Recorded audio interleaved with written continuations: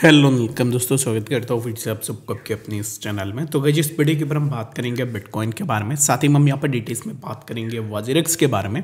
तो वाजिरेक्स ने ना कल यहाँ पर एक क्वेश्चन के आंसर किया हुआ है कि अभी इस टाइम पे जितने भी लोगों के वॉलेट से फंड्स कम हो रहे, जैसे कि जब भी किसी भी टोकन के ऊपर प्राइस इंक्रीज होती है तो फिर आपके अमाउंट ऑफ टोकन डिक्रीज हो जाते हैं।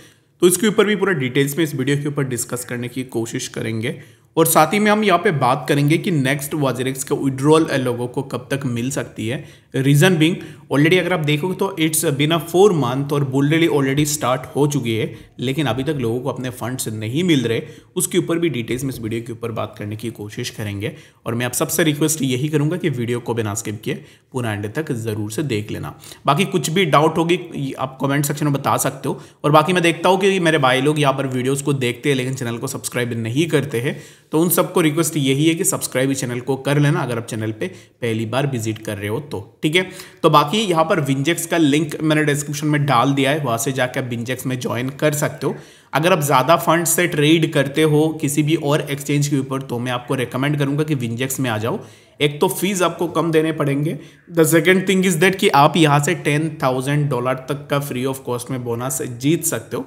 बाकी आना चाहते हो, रजिस्ट्रेशन करना चाहते हो, लिंक आपको डिस्क्रिप्शन में मिल जाएगा, वहाँ से जाके ज़रूर से ज्वाइन भी कर सकते हो, ठीक है। तो सबसे पहले अगर हम बिटकॉइन के प्राइस को देखें तो जैसे ही हमने पहले भी यहाँ पर बात की थी कि बीटीसी में क्या मूवमेंट हो सकती है, एग्जैक्टली अगर आप देखोगे तो हमने जैसे ही डिस्कस किया था वैसे ही प्राइस की मूवमेंट अभी हमें देखने को मिल रहा है। अभी अगर आप देखोगे तो कल मैंने बात की थी कि BTC is having a swing near around 98,500 और इसी स्विंग के अबव अगर आप देखोगे तो ये जो रेक्टेंगुलर बॉक्स मैंने ड्रॉ किया था, अबव दिस बॉक्स अभी इस टाइम पे BTC के लिए हमें सपोर्ट देखने को मिल रहा है, which is a good thing for the price movement of BTC। And अभी इस टाइम पे इसी पर्टिकुलर बॉक्स के अबव है, जिसका मतलब यही है कि यहाँ से प्राइस में कंटिन्यूएशन मोमेंटम हमें देखने को मिलेगी, जो कि प्राइस नियर अराउंड 101 के तक जा सकता है। यानी कि finally we might see the price of BTC near around 100K today itself. या ओके, मैं अभी इस टाइम पे एक्सपेक्ट यही कर रहा हूँ कि आज फ्राइडे है, आज के दिन अगर प्राइस 100K के आसपास नहीं जाता है BTC का तो मान लो कि जो भी यहाँ पर वीक स्टार्ट होगी मंडे या फिर ट्यूसडे के आसपास हमें अगेन देखने को मिल सकता है। But for now I am expecting that कि प्राइस अभी जहाँ पे है यहाँ से कंटिन्यूएशन मोमेंटम ले एंड प्राइस हमें नियर अराउंड 101 के, जो कि मैंने ऑलरेडी आपको बताया कि उससे ऊपर भी हमें BTC के प्राइस आने वाले टाइम में देखने को मिल सकता है। तो बाकी आप क्या सोच रहे हो BTC को लेकर आप मुझे कमेंट सेक्शन में बताना। एंड अगेन यहाँ पर इस वीडियो के ऊपर भी रिक्वेस्ट करूंगा कि शॉर्ट पोजीशन BTC में नहीं लेनी है, ठीक है। बाकी आप ले रहे हो तो इट्स अप टू यू, आप अपने अकॉर्डिंग ज़रूर से एक बार देख सकते हो। बात करते हैं अब इस टाइम पे वाजिरेक्स के बारे में। तो वाजिरेक्स ने कल ना इस क्वेश्चन की आंसर भी दी हुई है, जिसके ऊपर हमने पहले भी डिस्कस किया था कि बहुत सारे ऐसे लोग हैं जिनके अमाउंट ऑफ टोकन्स कम हो जाते हैं। लेट्स सपोज कि XRP अभी ऊपर जा रहा है तो रीबैलेंसिंग में आपको जो टोकन्स मिले हैं वो टोकन्स XRP जब ऊपर जाएगा, XRP नहीं बाकी किसी भी कॉइन पे मूवमेंट होगी, तब आपके अमाउंट ऑफ टोकन्स कम हो जाएंगे।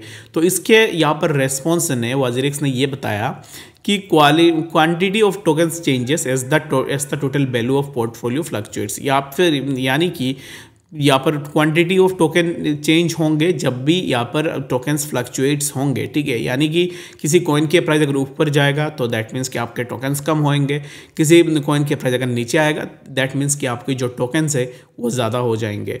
तो when the price of individual tokens rise or fall, the number of tokens we need to purchase during the rebalancing process to maintain the portfolio's value is affected, ठीक है। तो जब भी यहाँ पर ना नंबर ऑफ टोकन्स अभी यहाँ पर जैसे कि ऊपर जाते हैं नीचे आते हैं तो इन दैट केस वो परचेज करते हैं, टोकन्स को बाई करते हैं रीबैलेंसिंग के लिए, जिसके कारण उनका कहना है कि पोर्टफोलियो में यहाँ पर ना हमें एक अप्स एंड डाउन्स देखने को मिलते हैं। तो अभी यहाँ पर उन्होंने एग्जाम्पल के लिए बताया कि if we currently have 390 million unbalanced portfolio, यानी कि 390 मिलियन के पास अनबैलेंस्ड फंड उनके पास है, एग्जांपल के लिए बता रहे हैं।